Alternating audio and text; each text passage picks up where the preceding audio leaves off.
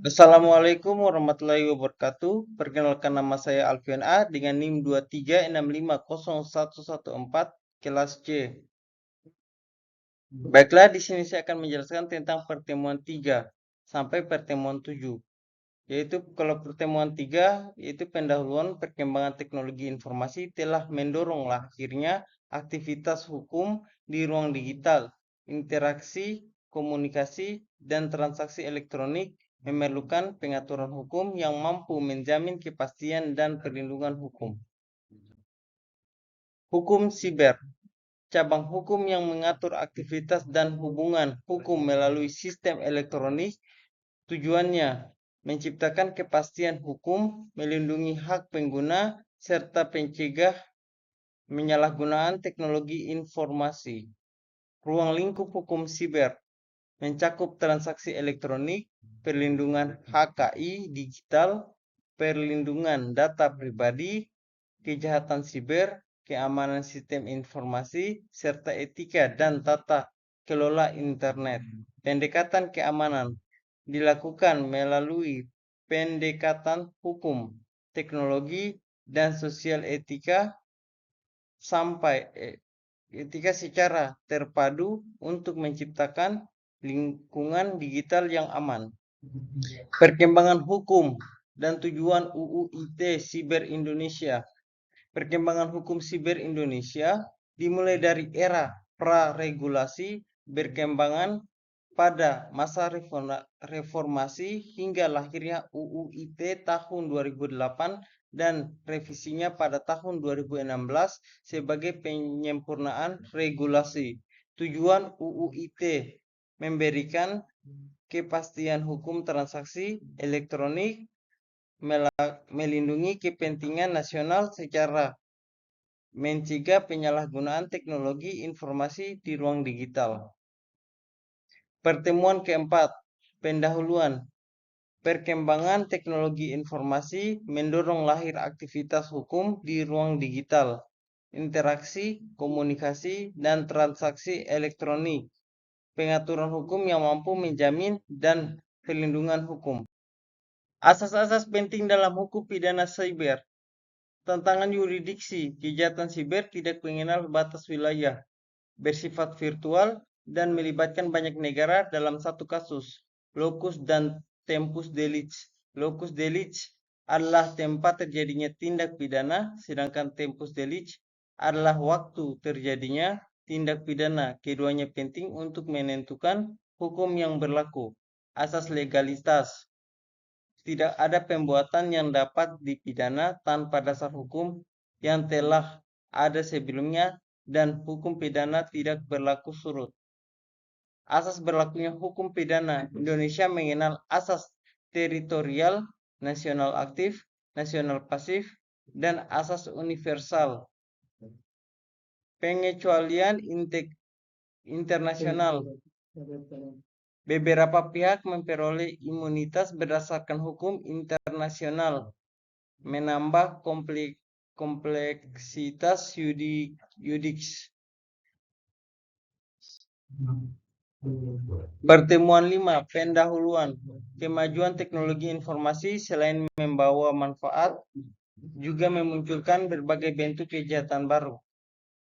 Jenis-jenis kejahatan teknologi informasi. Kejahatan teknologi informasi merupakan perbuatan melawan hukum yang memanfaatkan atau menyerang sistem komputer dan jaringan.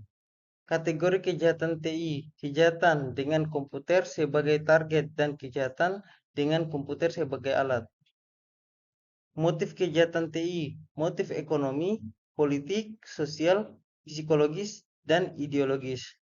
Carding. Carding adalah penyalahgunaan kartu kredit melalui internet yang bersifat lintas negara dan merugikan banyak pihak. Modus dan dampak carding dilakukan melalui pencurian data, transaksi ilegal, dan pencucian uang yang berdampak pada kerugian finansial dan menurunnya kepercayaan publik. Pencegahan dilakukan melalui pengamanan teknis, edukasi pengguna, dan kerjasama antar lembaga. Pertemuan 6, pendahuluan. Pembuktian. Cybercrime menghadapi tantangan karena sifat bukti digital yang mudah berubah dan sulit dilacak.